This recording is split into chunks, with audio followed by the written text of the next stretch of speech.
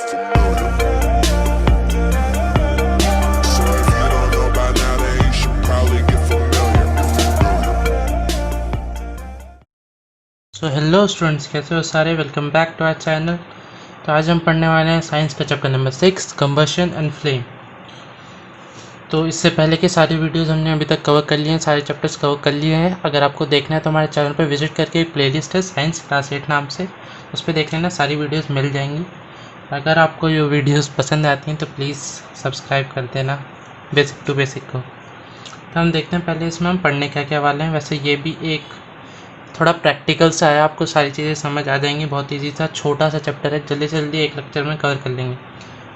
Introduction देखेंगे क्या है, वैसे कंबशन क्या है, कंबशन क्या है, इग्निशन टेम्परेचर क्या होता है, सपोर्टर क्या है, कंबशन को कौन सपोर्ट करता है, कैसे फायर पे कंट्रोल लाते हैं, और टाइप्स ऑफ कंबशन। टॉपिक्स देख के पता चल रहा होगा, जैसे नाम देके कंबशन फ्लेम मतलब आग से खेलने वाली बातें हैं। तो इंट्रो में क्या है, fuels are use to get energy in form of heat. Fuel क्या है, कोई वैसे भी वही चीज़ जो हमें एनर्जी प्रोवाइड करे, किसी भी मशीन को एनर्जी प्रोवाइड करे, जो वस्तु, उसे हम बोलेंगे फ्यूल। ठीक है, जैसे वुड हो गया, कोल हो गया, काउडंग, पेट्रोल, डीजल, सीएनजी, ये सारे एग्जांपल हैं फ्यूल के। Candle burns with flame whereas coal does not. मतलब दो तरीके की आगे देखी होंगी आपने, एक तो फ्लेम के साथ जलती हैं, एक बिना फ्लेम के जलती हैं। जो कैंडल है वो आपका फ्लेम के साथ जलता है, उसमें फ्लेम आती है, ऐसी फ्लेम आती है ना। जो कोल है वो कभी फ्लेम के साथ नहीं जलता, उसको आपने देखना हमेशा लाल लाल हो जाएगा एकदम। अब देखते हैं कंबशन। ठीक है, ये एक पॉइंट था, मैंने इसलिए बता दिया, वैसे कोई रिलेटेड नहीं है। कंबशन क्या होता है, it is a chemical process in which substance react with oxygen to give off heat and light. मतलब सिंपल भाषा में कहें, ये तो साइंस की लैंग्वेज है, सिंपल भाषा में कहें तो क्या है, आग लगना। किसी भी चीज़ में आग लगने को हम बोलेंगे कंबशन। अब ये कैसे होता है, ऑक्सीजन की प्रेजेंस में होता है। जब वो सब्सटेंस केमिकली उससे रिएक्ट करता है तो क्या जनरेट होता है, हीट और लाइट। हीट जनरेट होगा तो लाइट जनरेट होती है। जैसे आपका oxygen is a essential for combustion. मतलब अगर ऑक्सीजन नहीं होगा तो आपका कंबशन या आग नहीं पकड़ेगी। अब एक काम करना है, एक लेना कैंडल, छोटी सी कैंडल लेना, ठीक है, उसमें आग लगाना, फ्लेम निकलेगी। अब उसको क्या करना, कवर कर लेना, शीशे वाली ग्लास से कवर करना। मतलब आपने क्या किया, ऑक्सीजन का जो कनेक्टिविटी थी वो ख़त्म कर दी। तो अब क्या होगा, वो आग बुझ जाएगी थोड़ी देर में कुछ सेकंड्स में बुझ जाएगी।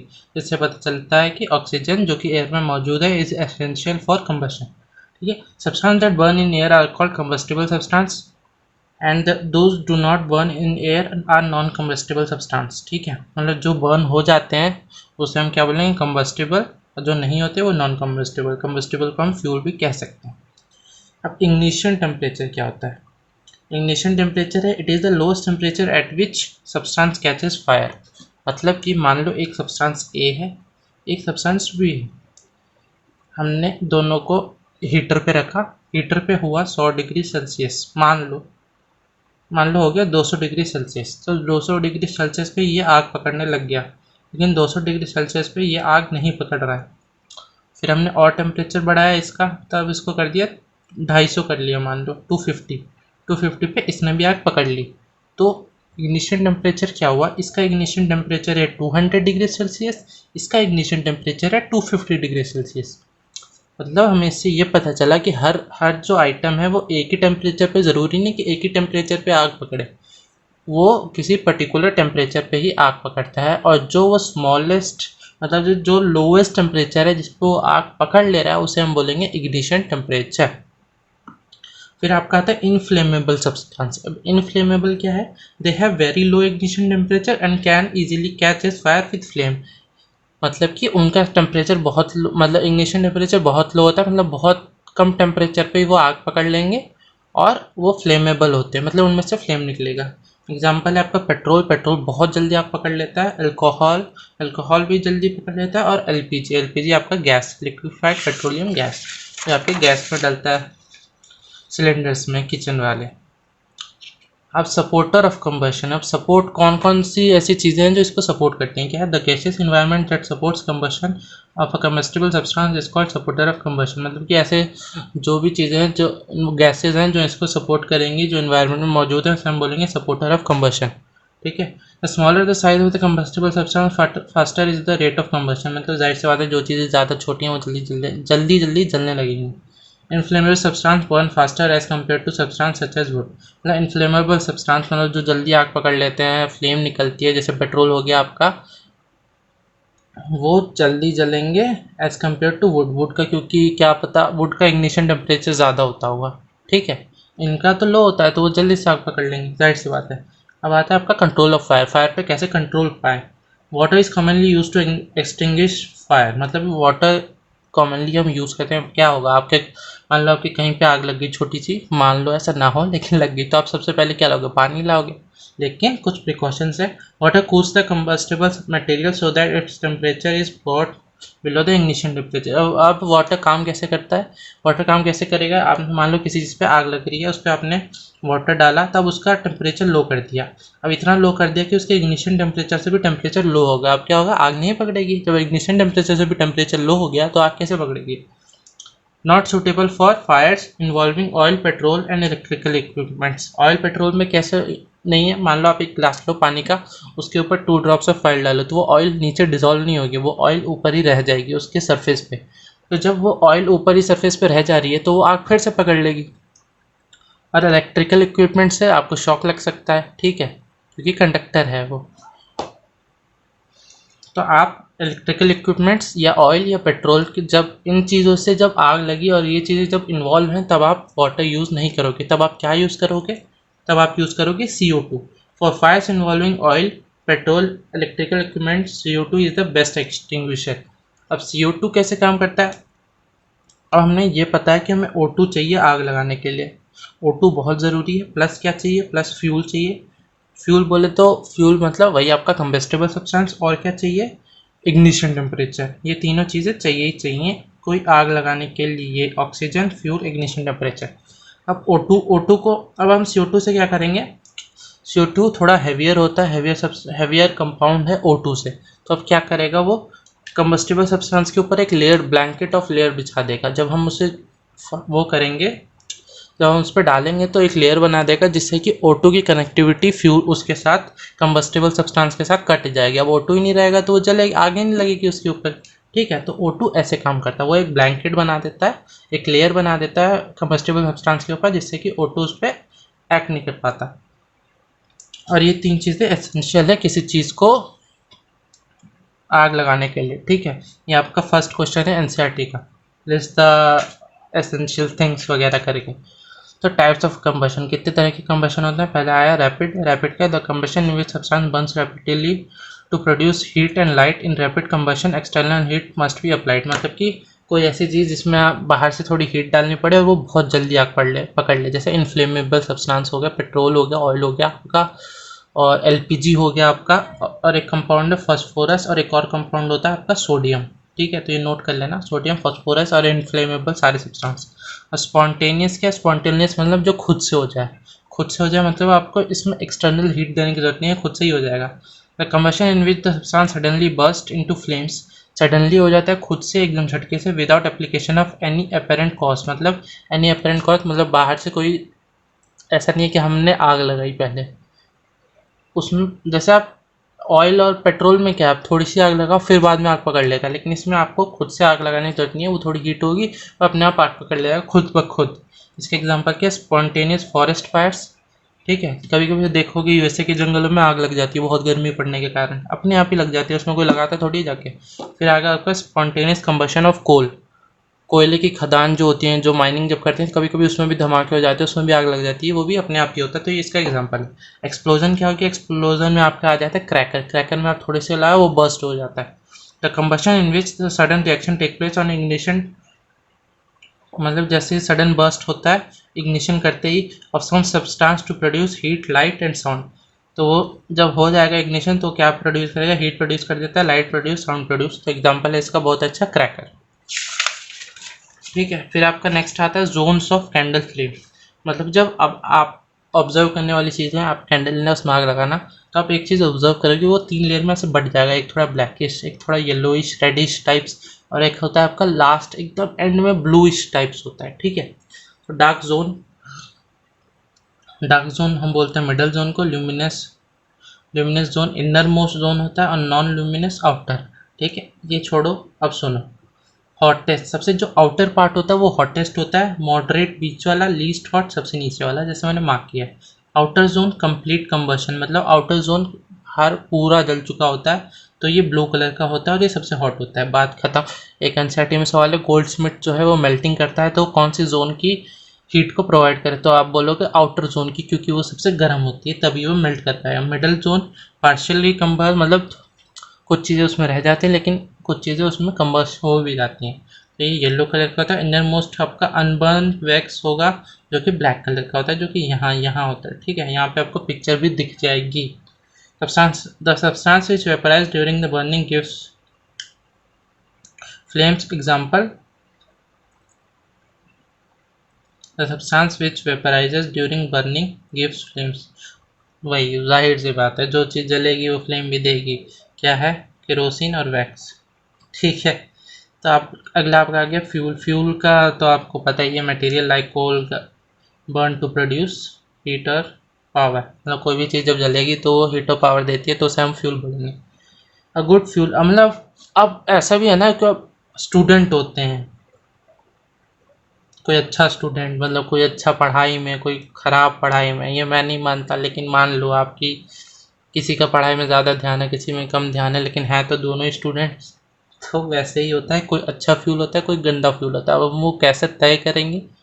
जैसे हम स्टूडेंट्स का कैसे तय करते हैं हम ग्रेड से, उसके एग्जाम रिजल्ट से, वैसे ही इसका कैसे तय करेंगे वो देखते हैं। A good fuel is one which is cheap हो, रेडली अवेलेबल, इजीली अवेलेबल हो, आसानी से जल जाए, burns easily in air at moderate rate, produce large amount of heat and does not leave any undesirable substance. मतलब कि जलने के बाद वो ज़्यादा कचड़ा ना कर दे, आसानी से मिल जाए, सस्ता हो, मतलब सब चाहिए, आसानी से मिल जाए, सस्ता हो, इग्निशन टेम्परेचर लो हो, आसानी से जल जाए वगैरह, और कुछ वेस्ट भी ना छोड़े।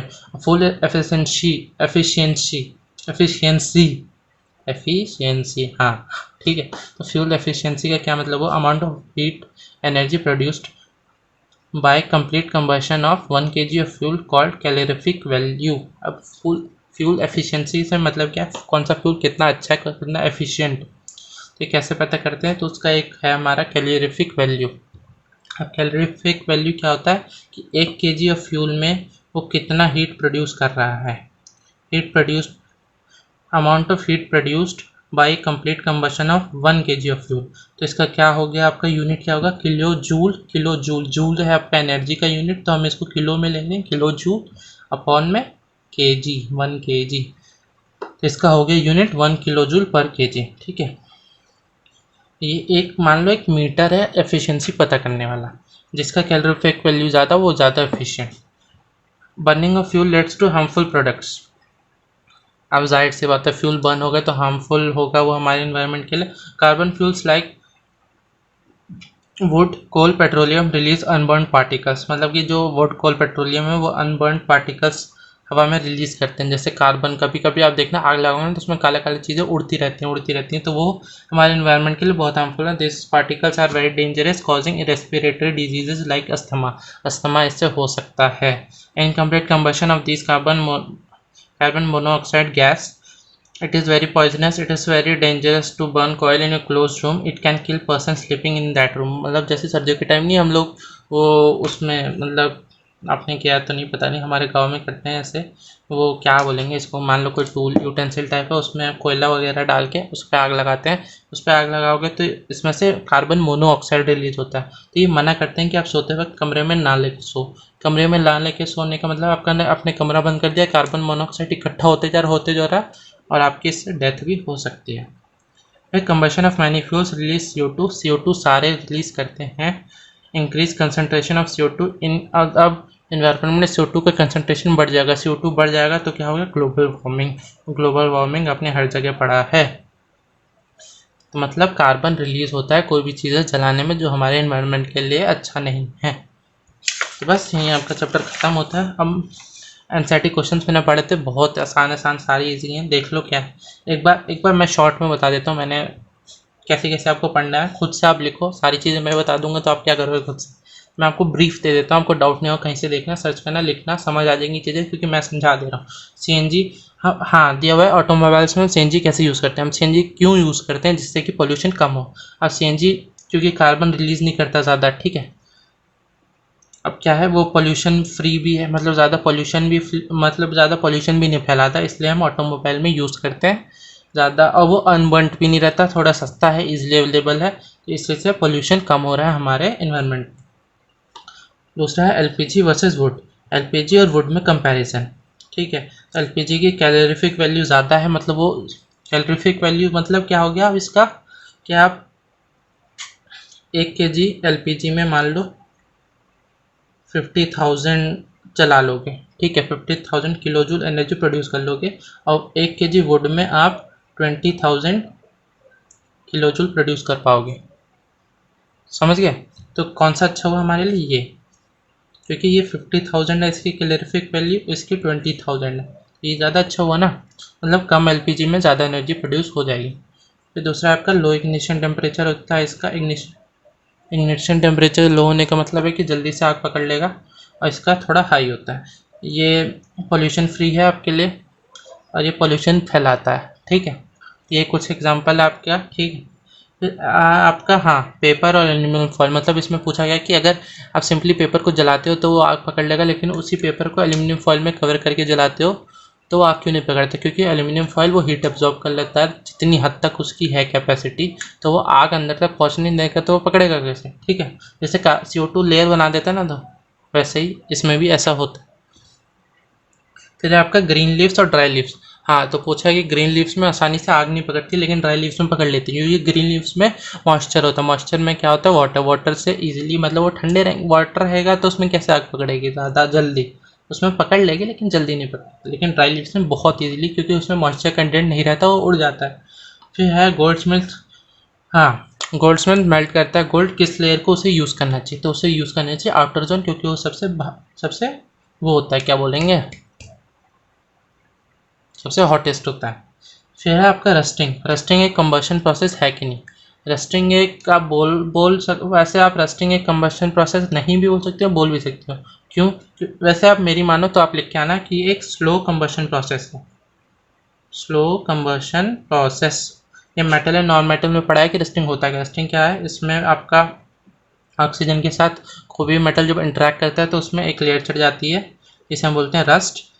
अब ये एक स्लो कंबशन प्रोसेस इसलिए है क्योंकि इसमें धीरे धीरे हीट रिलीज होगी, आपको पता भी नहीं चलेगा, लेकिन इसके लिए भी ऑटो चाहिए, इसको हम बोलेंगे स्लो कंबशन प्रोसेस, ठीक। और एक है आपका ऐसे ही न्यूमेरिकल है, जिसमें आपको बोला है कि 4.5 kg ऑफ फ्यूल है, वो इतनी 1,80,000 किलो जूल एनर्जी प्रोड्यूस कर रहा है, तो इसकी कैलोरीफिक वैल्यू निकालो। तो अब क्या करोगे, 1,80,000 को डिवाइड कर दोगे 4.5 से, अब जितना आएगा, जिससे आया 40,000 आया, तो 40,000 किलो जूल अपॉन kg, ये इसका हो गया कैलोरीफिक वैल्यू। बस आपका आंसर, ठीक है, क्वेश्चन खत्म, सब खत्म। कोई डाउट हो कमेंट सेक्शन में पूछो, हमारे टेलीग्राम ग्रुप की लिंक भी दी हुई है, वहाँ पूछो, मैं पर्सनली अवेलेबल रहूँगा उधर, आप मेल कर सकते हो, कुछ भी करो, पूछो, ठीक है। बस मिलते हैं नेक्स्ट वीडियो में।